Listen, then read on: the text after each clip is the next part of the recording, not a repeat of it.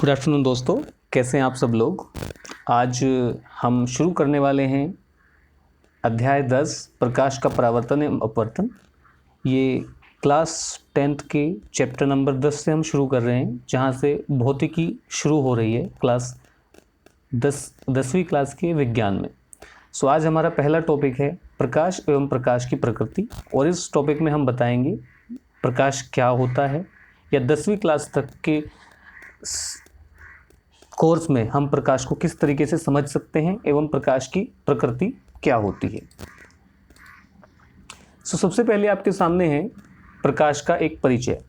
प्रकाश ऊर्जा का एक प्रकार है एवं इस प्रकाश के माध्यम से ही हम अपने चारों तरफ की वस्तुओं को देख सकते हैं, या अपने चारों ओर की वस्तुओं को देखने के लिए हमें प्रकाश की आवश्यकता होती है। हमारे शरीर का कौन सा अंग ज़रूरत होता है किसी भी वस्तु को देखने के लिए, तो वो होता है आँखें। हम अपनी आँखों के द्वारा प्रकाश का पता लगा सकते हैं। इसके अलावा किसी भी वस्तु को देखने के लिए हमें एक और चीज़ की आवश्यकता होती है, वो होता है प्रकाश का स्रोत। यानी कि कोई एक स्रोत ऐसा होना चाहिए, कोई एक सोर्स ऐसा होना चाहिए जहाँ से प्रकाश की किरणें आएँ, और हमारे शरीर का एक अंग आँखें होती हैं जो उन प्रकाश की किरणों को ग्रहण कर लें। तभी जब ये दोनों कॉम्बिनेशन हो जाए, एक प्रकाश स्रोत हो और हमारे शरीर का एक अंग आँखें खुली हुई हो, तभी हम किसी वस्तु को देख सकते हैं।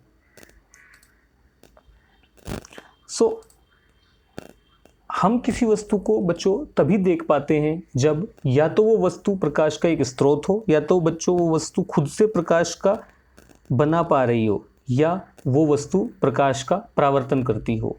आपकी स्क्रीन के सामने दो वस्तुएं हमने दिखाई हैं। पहला है सूरज, सूर्य भगवान, और दूसरा है एक चेयर, एक कुर्सी। यहाँ पे सूरज जो है हम उसको इसलिए देख पाते हैं क्योंकि सूरज खुद एक प्रकाश का स्रोत है, वो खुद अपना प्रकाश बना सकते हैं। तो जो प्रकाश उन्होंने जनरेट किया, जो प्रकाश उन्होंने बनाया, हमारी आंखें उस प्रकाश को ग्रहण कर लेती हैं, और इस वजह से हम सूर्य को देख पाते हैं। ठीक इसी प्रकार दूसरी वस्तु हमारे सामने है चेयर या एक कुर्सी। वो खुद प्रकाश का स्रोत नहीं है, लेकिन सूर्य से आने वाला प्रकाश इस वस्तु पर टकराता है। ये वस्तु उस प्रकाश का परावर्तन करती है, और उस परावर्तित प्रकाश को हमारी आंखें जब उस परावर्तित प्रकाश को ग्रहण करती हैं, तो इस वस्तु को हम देख पाते हैं। कहने का मीनिंग बिल्कुल क्लियर है कि हम किसी वस्तु को तभी देख पाते हैं जब या तो वो वस्तु प्रकाश का खुद स्रोत हो, जैसे कि सूर्य, जैसे कि बल्ब, या वो वस्तु प्रकाश का परावर्तन करती हो। अगर कोई वस्तु ना प्रकाश का स्रोत है और ना ही प्रकाश का परावर्तन करती हो, ऐसी भी वस्तु अगर आप सर्च करेंगे तो मिलेंगी। कुछ चीज़ें ऐसी होती हैं जो प्रकाश का परावर्तन नहीं करती या कम करती हैं। तो ऐसी वस्तुओं को देखने या तो हमें दिखेंगी ही नहीं अगर वो प्रकाश का परावर्तन नहीं करती, और अगर कम करती हैं तो हमें उनको देखने में दिक्कत महसूस होगी। ठीक है बच्चों, इस चीज़ को ध्यान रखिएगा। आगे चलते हैं। हम अपने आसपास जितनी भी वस्तुएं हैं उनको दो प्रकार से बांट सकते हैं। एक होती है दीप्त वस्तुएं और दूसरा होता है अदीप्त वस्तुएं।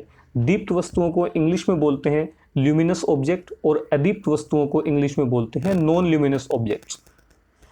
आप थोड़ा अगर इन सभी शब्दों की इंग्लिश भी ध्यान में रखेंगे तो आपको आने वाली कक्षाओं में, कक्षा 11 में, कक्षा 12 में जब आप साइंस स्ट्रीम लेंगे तो आपको थोड़ा अच्छा रहेगा।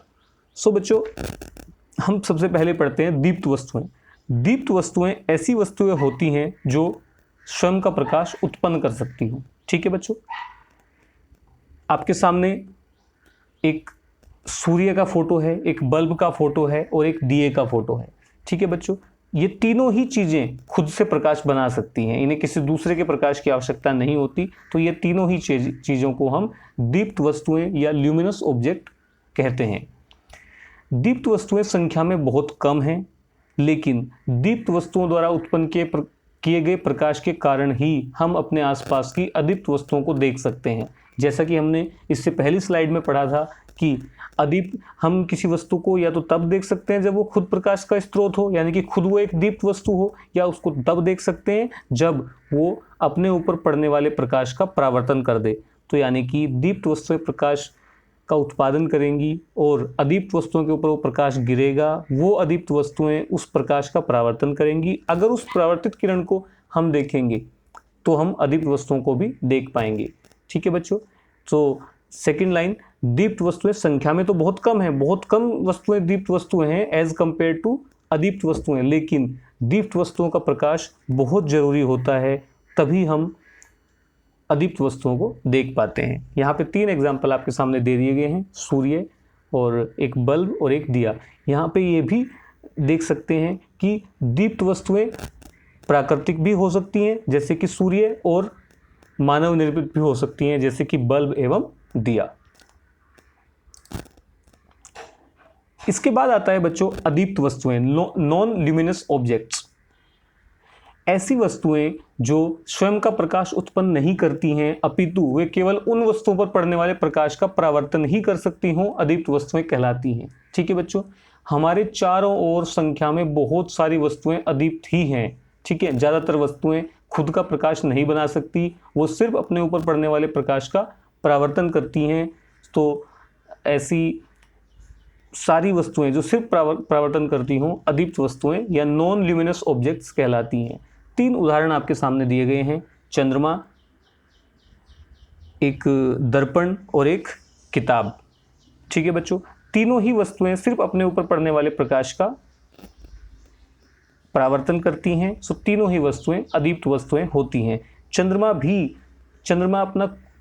के पास अपना खुद का प्रकाश बिल्कुल नहीं होता, वो सिर्फ सूर्य से अपने ऊपर पड़ने वाली किरणों का परावर्तन करता है। यही शायद कारण भी है कि जो चंद्रमा का प्रकाश हमें रात को दिखता है वो शीतलता प्रदान करता है, जबकि वहीं पर सूर्य का प्रकाश चूंकि वो डायरेक्ट हमारे पास आता है तो वो गर्मी प्रदान करता है, शीतलता प्रदान नहीं करता है। ठीक है बच्चों, इसके अलावा जितने भी हमारे ग्रह हैं वो सब अदीप्त वस्तुएं हैं, वो सिर्फ सूर्य के प्रकाश के कारण हमें दिखाई देते हैं, उनका खुद का कोई प्रकाश नहीं होता।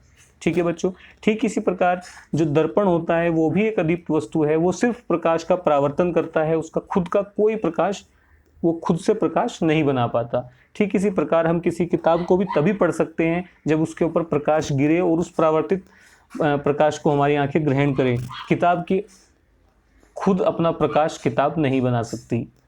ठीक है बच्चों, एक उदाहरण से हमने यहाँ पे दिखाया है सनलाइट, जैसे एक सूरज है, सूरज से प्रकाश की किरणें आ रही हैं और वो एक चेयर के ऊपर गिर रही हैं आके।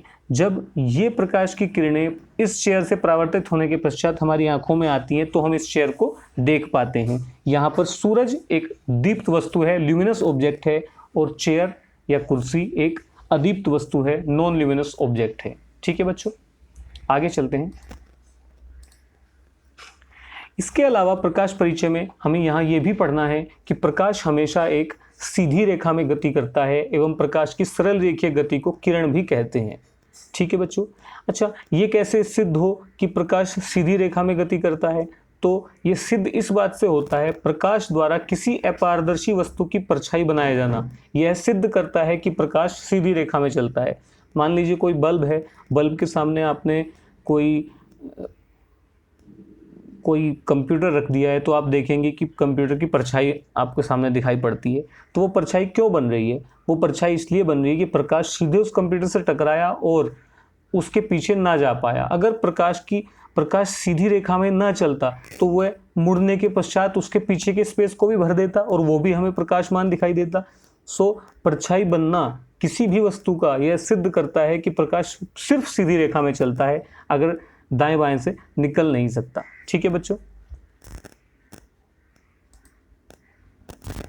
अब बात करते हैं प्रकाश की प्रकृति के बारे में। प्रकाश की प्रकृति कैसी होती है? प्रकाश की प्रकृति के बारे में जानने के लिए मुख्य रूप से 2 लिख दिया है मैंने, 3 सिद्धांत प्रचलित हैं। हम प्रकाश की प्रकृति को कुछ सिद्धांत कहते हैं कि प्रकाश तरंग के जैसा बिहेव करता है, तरंग के जैसा होता है। कुछ सिद्धांत कहते हैं कि प्रकाश एक कण के जैसा होता है और उसको कणिका सिद्धांत बोला जाता है।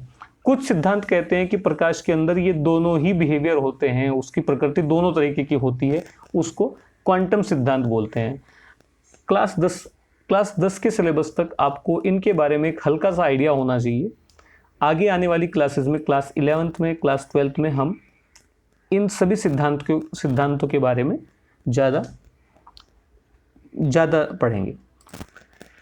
सबसे पहले आपके सामने है प्रकाश का तरंग सिद्धांत। इस सिद्धांत के अनुसार प्रकाश विद्युत चुंबकीय स्पेक्ट्रम, इलेक्ट्रोमैग्नेटिक स्पेक्ट्रम से बना होता है एवं प्रकाश के प्रचार के लिए किसी माध्यम की आवश्यकता नहीं होती। बच्चों, वेव थ्योरी ऑफ लाइट, तरंग सिद्धांत प्रकाश को एक तरंग के रूप में मानता है। ठीक है बच्चों, प्रकाश तरंगों की चाल बहुत ज़्यादा होती है, 3 × 10⁸ मीटर प्रति सेकेंड, यानी कि एक सेकेंड में प्रकाश 3 × 10⁸, यानी कि 3 के आगे 10⁸, इतनी जीरो लगा दीजिए, इतना एक सेकेंड में चल देता है प्रकाश। प्रकाश संबंधी कुछ घटनाएं जैसे विवर्तन, डिफ्रैक्शन, व्यतिकरण यानी कि इंटरफेरेंस एवं ध्रुवण यानी कि पोलराइजेशन जैसी कुछ घटनाओं को प्रकाश के तरंग सिद्धांत के माध्यम से ही समझा जा सकता है। ठीक है बच्चों, आपको याद रखना चाहिए क्लास 10वीं तक कि कौन सी घटनाएं प्रकाश के तरंग सिद्धांत पर डिपेंड करती हैं। तो ये तीनों नाम, विवर्तन, व्यतिकरण एवं ध्रुवण, डिफ्रैक्शन, इंटरफेरेंस एंड पोलराइजेशन, ये तीनों नाम आपको याद होना चाहिए। कोई ऑब्जेक्टिव में ऐसा पूछ सकता है कि निम्न में से कौन सी घटना प्रकाश के तरंग सिद्धांत के द्वारा समझी जा सकती है, तो एक ऑब्जेक्टिव सवाल आपसे पूछा जा सकता है। इन तीनों ही चीज़ों के बारे में आप अपनी आगे आने वाली कक्षाओं में, जैसे कक्षा 11 या कक्षा 12 में ज़्यादा अच्छे से पढ़ाई करेंगे। ठीक है बच्चों, अब दूसरी चीज़ देखते हैं, प्रकाश का कणिका सिद्धांत।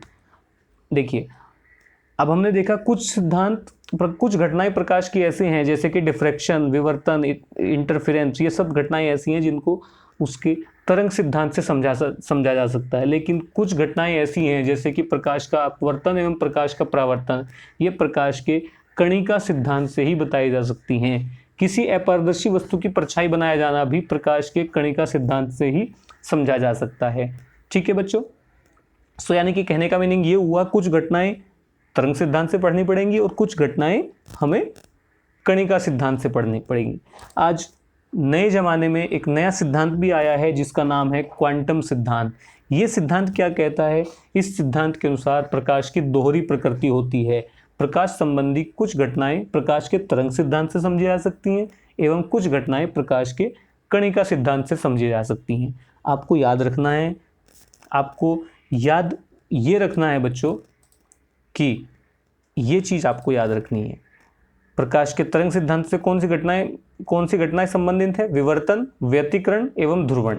और प्रकाश के कणिका सिद्धांत से कौन सी घटनाएं संबंधित है? अपवर्तन, परावर्तन एवं परछाई बनना। ये चीज़ आपको याद रखनी है। ऑब्जेक्टिव कोई एक नंबर में आपसे ये पूछा जा सकता है कि निम्न में से कौन सी घटना तरंग सिद्धांत पर डिपेंड करती है और कौन सी घटना प्रकाश के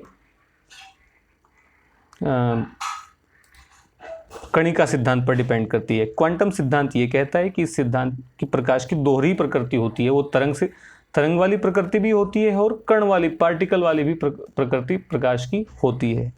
इसके साथ हमारा आज का लेक्चर समाप्त होता है और आगे आने वाले लेक्चर में हम प्रकाश के परावर्तन के बारे में पढ़ेंगे।